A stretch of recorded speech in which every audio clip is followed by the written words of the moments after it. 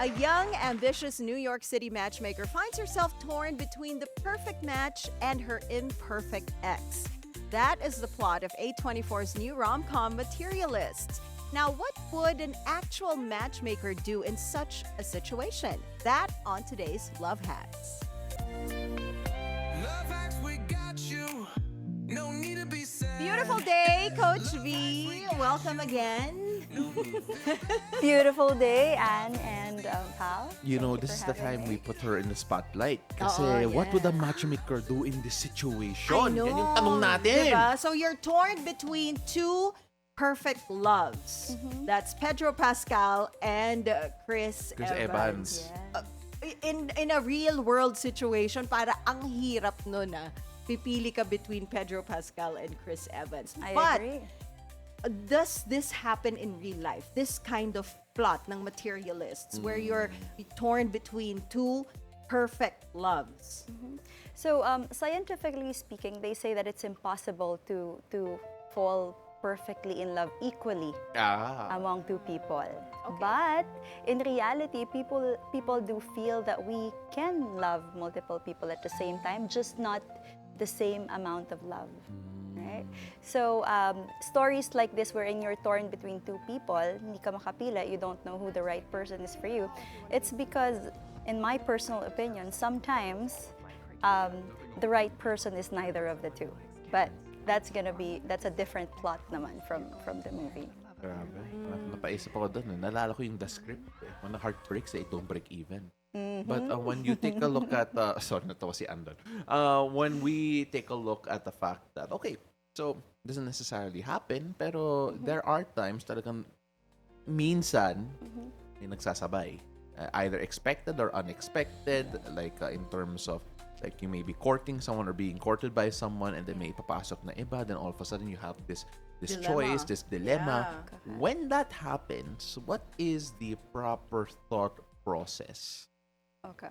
Wow, this is so interesting because we're talking about thought process, and love is not a rational thing in a nutshell, right? Yeah. The reason why people feel that, oh, I'm torn between two lovers is sometimes it's not really that they love both equally.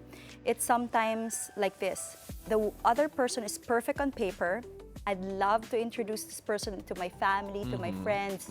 We would have a beautiful wedding. Kasi ano siya, paper perfect, as matchmakers will call. And then you have naman the other person that sometimes you are more in love with, but they're not the best pang display. They're not the best trophies. Okay. Trophy? Okay. Yes. Sometimes it could be that you are in love with somebody who may not be available. That person may be in a relationship with somebody else, but you feel strongly about it. So that's why even if you really like that person, you might think that, oh, I really love him, but he's not good to be, showed in public. So if I am to fall in love with this person, I will not be proud being seen in public kasi maybe he could not, afford this, maybe he's not really available. So that's why they say I'm torn between two lovers. But the truth there is, it's not really torn between two lovers. It's just that you are weighing, ano bang mas importante? Is it what the public is saying or what my heart is really saying? Okay, hold on. So you're saying that situation that you just told us, one of the partners or one of the lovers that the girl or the boy is selecting from with. is not available. Diba? You said baka It's not married available. or diba? And then the other one is paper perfect. Yes. So it's not a perfect love for the both of them. I mean, kasi the other one is not available. What if you're in a situation where both of them are available? Yeah. Diba? Eh, yun ang dilemma. Kasi that's an easy choice. If the other one is not available, you don't pick that person. Kasi diba, it'll make your life more complicated. But what if you're in a situation where both of the loves that you have and you're selecting from, they're both available?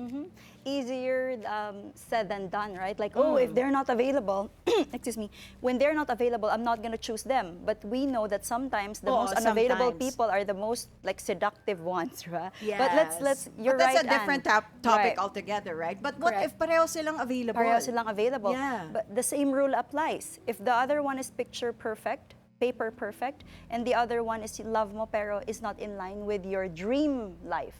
Like Okay. I wanna improve my life. I wanna live in this country, or I wanna, I wanna have this kind of house. But if I end up with this person that I love, I may not have that dream. Or should I just end up with this person who can give me the life that I want, but my heart is not necessarily with him. So it's still nakakahati siya ng puso. Let's go and talk about the context of yung film na to, Okay. yung Materialists. Because the two lovers being chosen by Dakota is one, an ex that A broke ex. a broke ex, okay, key yung broke, a broke ex that reignites something again, Yeah. and a newfound love. And I guess for some people, they are caught in situations, even real life, na may opportunity makipagbalikan sa ex or move on with someone new. I mean, you take a look at this situation. How would you advise someone who is in this situation? So would you like me to advise as a matchmaker, or would you like me to advise as a person who personally gone through this process of like, who do I choose, right? Oh, this movie's about Juicy! you! Oh my gosh! So you're our very own Dakota Johnson. Okay. Nangyari na pala kay Ko. Okay, wait, sorry. I'm not interested in knowing what a matchmaker would think. I want to talk about you. So the reason why this movie have resonated so much with me is not only that it reflects the realities of modern dating, na you are torn between, somebody who's doing so well socially economics sa social economic status, no, to like somebody that I may love pero hindi siya successful, 'di ba? That happens. So when I watched this movie, I was like, oh my gosh, not only that it reflects the realities of matchmaker's life, diba? You are torn between, when the client tells you, Coach V, I want 6 foot, gusto ko at least 500,000 yung income a month. Diba? You want to give that to them, but then you know the realities that if a woman is looking for that kind of profile, they can only there's only so many people that you can choose among from, because when you look at statistics, ilan lang ba ang people who earns 500,000 a month in the Philippines that is 6 flat or 6 and above and is single and available, right? So that's one angle of it, the hardship of wanting to give your client's ideal guy. But at the same time, when I watch this matchmaker, this movie, here's this matchmaker who has done a great job finding other people love. And yet, she is not with somebody. And that's because her heart has been torn. Do I become a material girl, like choose a person who's doing so well in life, but my heart may not be with him? Or do I go back, or do I settle with that person that I have a strong connection with, but is not very good on paper? So that is actually the plot of the movie. So when I watch it, I was like, oh my gosh, it's so reflective of what I have gone through like a few years ago. But as a matchmaker, what advice would you give to someone who is in that situation? Yeah. So as a matchmaker, I've seen how difficulties in money have broken marriages. So matchmaker Lucy, who is the star of the movie, and matchmaker Vanessa may not be choosing the same guy, because we were also brought up in two different, diba? Right. You have a New Yorker and you have somebody from the Philippines who is a developing country. And so I've seen how marriages were broken up just because of financial pressure.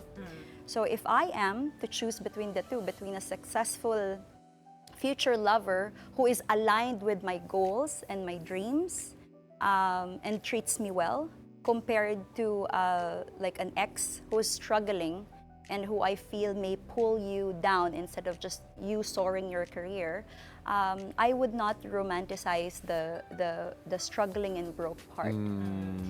Because I do believe that, yes, you will fall in love with them at the beginning, but there's a reason why you broke up.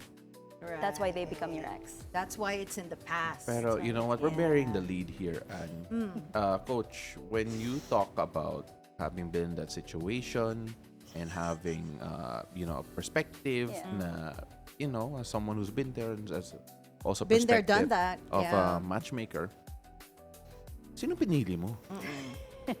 Hindi mo kami sinagot. Oo nga eh. Yeah. So what happened in the end? Akala ko hindi niya mapapansin, pero Hindi, napansin napansin niya. namin. Sa sobrang napansin namin, pati yung buong prod namin sumisigaw sa control room. Sino pinili mo? Tinry kong, to go around, but Yeah, like, and you're still going around. corner. Yes. Oo. So what happened in the end? Who did you Okay. choose? So, just like what I've said at the beginning, when I do believe that when a person's heart is torn between two people, it's because none of them is the right person for you. So, sino nga? Wala. So you ended up choosing no one. So I ended up not going for anyone. Oh! Okay, that's okay. interesting. Yes. Yeah. Oh, wow. Because I do feel like when you really find the person that is really meant for you, You're not you don't choosing. need two to be happy and to be content. Oh. Because personally, if I may just share, what happened was when the other person was courting me, I would miss the other manliligaw.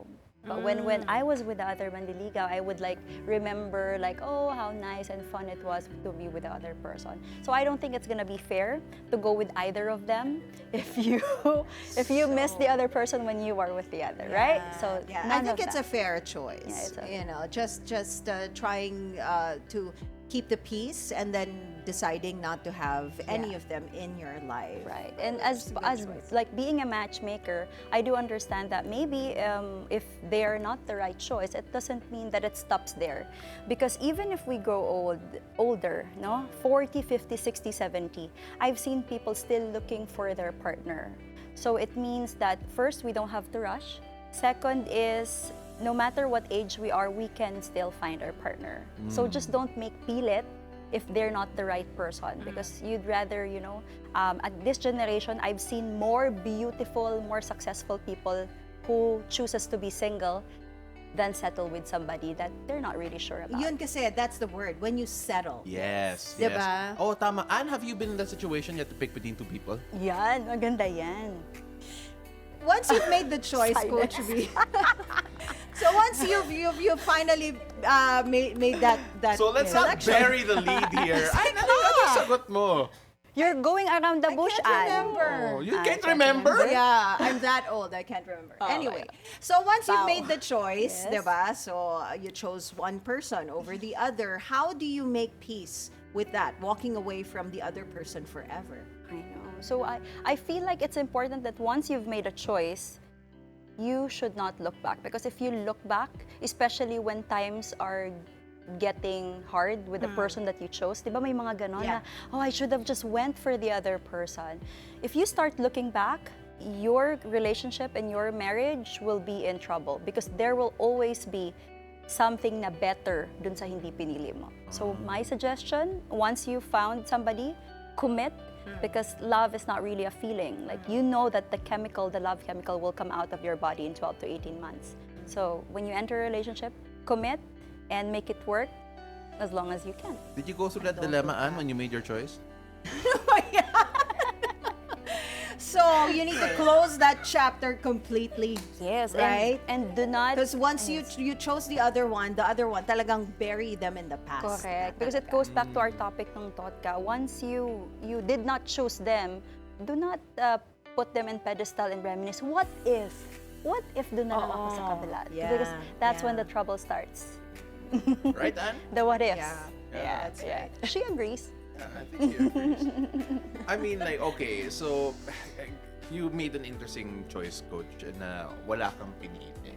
I mean, for some people, it feels like you're breaking up with two people. Right. Right. And it's painful. Sometimes they say na, oh, ano lang naman because they're the person who rejected. But let me tell you that even if you're the one who rejected the two people, it's still painful to say no to them, especially if they've only been kind to you. And second is, of course, like I was hopeful too that one of them could be the one. But if they're not, you can't really Did you force ever it. regret that decision you made? Did I regret it? Like, was there a time or maybe just a moment, a fleeting moment where you felt like regret? Yeah. So honestly, if I'm not a matchmaker, I would have just went for either of them. But the fact that I have the responsibility to, at some point, like, inspire and represent people that you cannot just go for anyone. You have you're championing finding the one.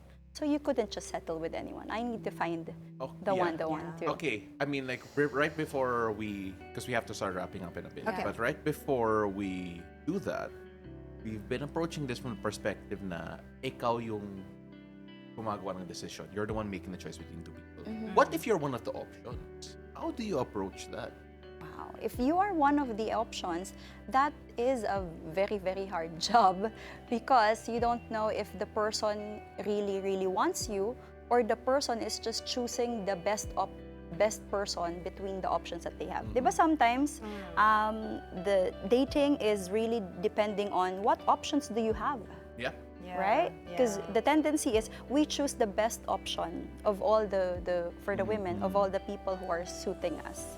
So if you're the one who's courting somebody na may pinagpipilian, I would say tell them your desires, tell them that you really want them, and then step back.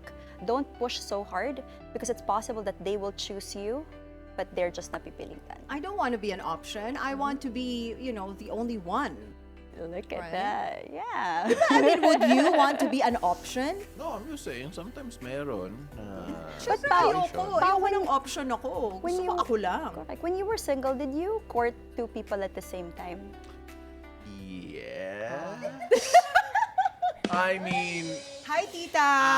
Hi, no. I swear, to all those people you're mentioning, it's not a surprise to them. Okay, so they pero know. no, I mean, there was a time, that it was, I did court a couple of people na sabay. But that was during the time na, I think I was at a point in my life that it was so easy to date back in the day. Yeah.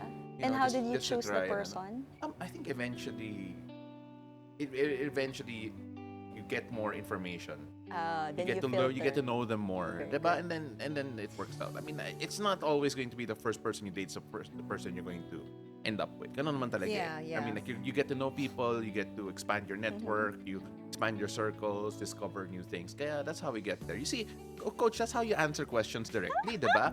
Yung katulad ni Ann na talagang, whoa! answer at Diba? all. So, Coach Oh, V, si Coach V, Coach Coach V, Look Coach at V, her. tomorrow Yes, we have an yes. event. I'll be there with you. Yes, I Yay. know. I'm very Yes. excited to that. And So to disappointed in Ann.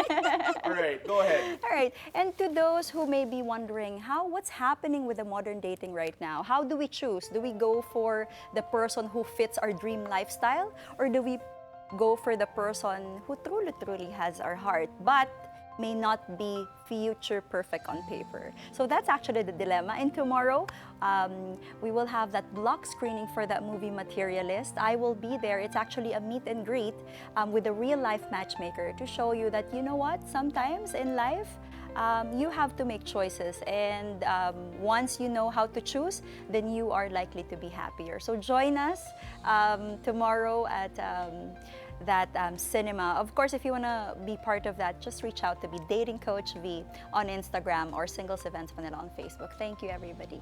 Yay, Thank you, I'm so guys. excited. I'm Since- excited Who to do see you this think movie. she will choose? Come on. What's your Probably guess? no one. You think no one? Oh, kasi Oh, idol niya si you Coach should V choose eh. it. She's gonna choose like Rita. Idol niya si Coach Feeling V. ko. How about you, Kasi it's a hard choice, It is a hard choice. I think from a movie trope perspective, I think she picks no one. Yeah. But then I think if they wanted, because some people avoid writing movie trope, they're Right. probably going. I think she might go for Chris Evans. I'm gonna pick a side here. I'm not Who gonna is sit on the John, the broke ex? That's fence. your No. guess. Not the broke ex. Harry. Harry, yeah. Harry, the rich, successful man Yeah. with a penthouse. Well, I can't wait to find out. We'll find out tomorrow, Anne. Yeah, I'm so excited. I'd also choose Pedro Pascal. By the Really? way. Yeah. Yeah, actually, me too. But I'd we go will for see. I'd go for I the vote- one who can buy me stuff Ay, halal. and pay the bills. I think now we know kung ano yung pinili ni Anne. No? Ay, nako. Materialist talaga. Because the title is Materialist, it shows kasi the people's tendency to be Hello, mahirap ang materialist. buhay ngayon, no? Yeah. But I don't want the two of us to be struggling. yes, Yeah. and for Tayo me, magtatrabaho dito eh. Exactly. Diba? So love is very, very important, but I think this is a good time to share to, to everybody that love is one aspect of a relationship and there's so much more. Yes. So that's what we're going to do. Thank you so much, Thank Coach V. you. Really appreciate you. Good luck with the block screening. Yes, salamat. Again, for Singles Events Manila. Do you have to be single to be there? Or? Oh, you don't have to. Ayun. I'll be But- there. I'm not single. Yes. You don't have to at this time. Usually it should be like just singles events, but this one, it's really talking about love and relationship in general. So So that's everybody could be perfect. there. Thank That's you. perfect. So for those who want to know the real scoop on Anne, that she will not say on air, kindly ask her, pa-record na lang, and then pa-post online. Again, it's a burning question that she left here. Sobrang honest namin and vulnerable ni Coach V. I have always been honest and pumili vulnerable in this segment before.